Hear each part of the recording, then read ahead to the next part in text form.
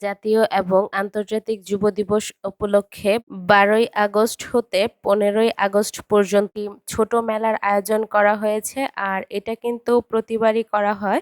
গত বছরও হয়েছিল। আমি এই বছর কিছু ভিডিও ক্লিপ নিয়েছি সবাইকে দেখানোর জন্য। আর এই মেলাগুলোতে সবাই প্রায় উদ্যোক্তারা স্টল নিয়ে বসেছে এবং সবার নিজস্ব কারখানা থেকে এই প্রোডাক্টগুলো কাজ করে সেল করে থাকেন। আর এই প্রশিক্ষণগুলো কিন্তু যুব উন্নয়ন থেকেই উনারা নিয়েছেন এবং ক্ষুদ্র পুঁজি নিয়ে এরা এই বিজনেসগুলো শুরু করেছে। এবং এখানে যারা আমি দেখেছি সবাই প্রায় নারী উদ্যোক্তা এবং খুবই সফল। উনাদের প্রত্যেকেরই অনলাইন পেজ রয়েছে এবং নিজ, নিজ এলাকায় শোরুম রয়েছে। আর এই ধরনের হাতের কাজের জিনিসগুলো আমার কাছে সবসময়ই খুব ভালো লাগে।